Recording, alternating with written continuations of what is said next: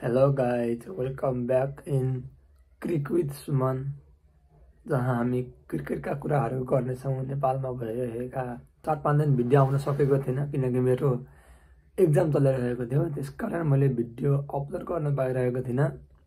त्यसको लागि क्षमा प्रार्थी छु म।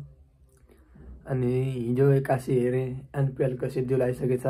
एकदम खुसी लाग्यो। आज हामी यही बारेमा कुरा गर्नेछौँ।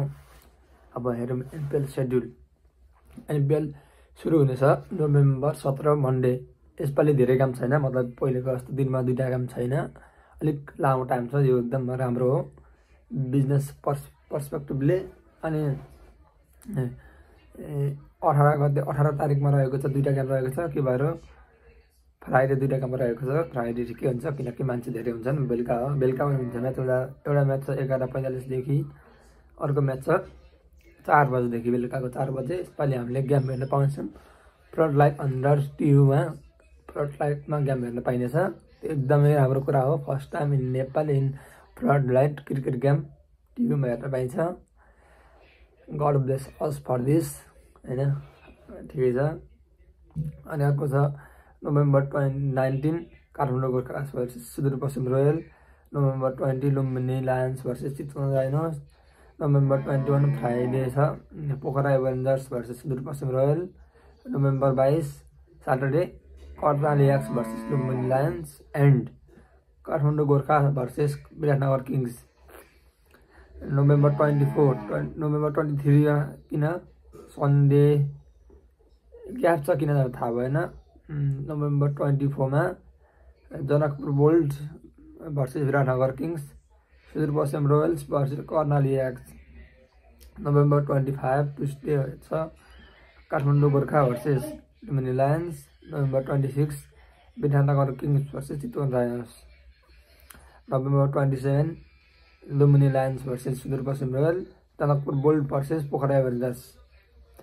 म यो पढेर सुनाइदिनु सबै, म स्क्रिनमा हालिदिन्छु, त्यही हेर्नु होला सबैजनाले। यद्यपि सबैले हेरिसक्नु भयो होला अहिलेसम्म त। मैले ढिलो हेरेँ, यसलाई ढिलो भिडियो बनाउँदैछु। हिजो बेलुकै आएको हो सेड्युल त। हिजो बेलुका आउँदैन, हिजो दिउँसो 3 बजेतिर आएको होला। मैले याद गरिनँ कति बजी आएको, देखेँ जस्तो मैले देखेँ। अनि हिजै मेरो एक्जाम थियो, एकदम सकेर आएको र आजदेखि म कन्टिन्युली भिडियो बनाउन थालिरहेको छु। अब के एनपिएल 2 सिजन 2 सक्सेस हुन सक्ला त? किन नसक्नु? सिजन 1 नै सक्सेस भएको थियो, सिजन 2 त भइहाल्छ पक्कै पनि। जस्तो केले इम्प्याक्ट पार्ला त सिजन 2 लाई भनेको अलिक फाइदा केले हुन्छ होला भन्दा भ्युअरसिप पहिलाको भन्दा पक्कै धेरै हुन्छ। जस्तै Faf du Plessis, Martin Guptill, अनि त्यताबाट भ्युअरसिप पक्कै आउनेवाला छ। अनि अझै अरू प्लेयरहरू पनि बाहिर कन्ट्रीबाट विल वशिष्ठो अनि केले चाहिँ एनपिएलमा इम्प्याक्ट पार्ला यसपालि। राम्रो इम्प्याक्ट भनेको एउटा भ्युअरसिप पक्कै पनि पहिलाको भन्दा धेरै आउँछ किनभने Faf du Plessis one of the best signing यो सिजनको। अनि विथ मार्टिन गप्टिल नेपालको लागि। अनि साउथ अफ्रिकन प्लेयर अझै एकजना हुन्छ इमरान ताहिर स्पिनर। जनकपुर बोल्ट्स पहिलो गेममै ओपनिङ गेममै देख्न पाइन्छ हामीले। अनि चन्द्र पौल जनकपुरको कोच पनि आइसक्नु भएको छ। हिजो गेम एनपिएलको पूर्ण रूपमा तयारी सुरु भइसकिसक्यो। अब 6 दिन बाँकी छ, लगभग 1 हप्ता भनौँ। All the best for the all team. म चाहिँ विराटनगरलाई सपोर्ट गर्छु किनकि म झापाबाट हो। यो फर्स्ट केही कन्फ्युजनै भएन, होइन। सुरुमा त होम टिम गर्नै पर्ने हुन्छ, बाध्यता पनि छ, रहर पनि छ, त्यही भएर हो। सेकेन्ड टिम मेरो जनकपुरै हो। I like Janakpur team so much. I don't know किन थाहा छैन, तर मलाई मनपर्छ यत्तिकै। पहिले सिजन पनि मन परेको थियो। अनि अब कुरा गरौँ सक्सेस कसरी हुन्छ होला। भ्युअरसिपले एकदम राम्रो हुन्छ, टिकटको पनि पैसाले यताउता मिलाएर। अनि यसपालि म्यानेज पनि हुन्छ सायद। भिड पहिलाको जस्तो भिड हुँदैन, रुखमा चढ्ने ओर्ने हुँदैन किनकि प्रोपर सिट ल्याएको छ। 15,000 कि 10,000 कति सिट छ। सिटमा बसेर दर्शकले मजाले नाइट भ्यूमा, दर्शक पनि भरिपूर्ण हुनेछन्। नाइटमा गेम भएपछि एकदम रमाइलोसँग, तर जाडो एकदम हुनेछ। दर्शकलाई जाडो एकदम हुनेछ, खेलाडीहरूलाई त जिउ तात्दिहाल्छ कुद्दा कुद्दै। खेलाडीहरूलाई जाडो एकदम हुनेछ। दर्शकहरूलाई एकदम जाडो हुनेछ। दर्शकहरूको लागि आफै आफ्नो सुरक्षाका लागि र चिसोका लागि ज्याकेटहरू प्रशस्त रूपमा बोकेर जानु होला। काठमाडौँ यसरी चिसो ठाउँ हो, त्यही पनि एकदम चिसो हुने रहेको छ।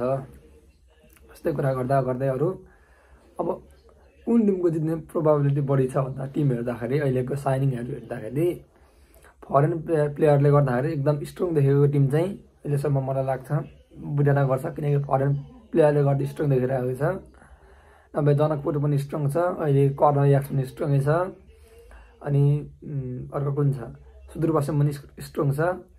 पोखराको चाहिँ खोइ के हो म केही बुझ्दिनँ, कताबाट गब्बर भनेर कुन गब्बर आयो, गब्बर भनेर गोबर त आएको छैन नि।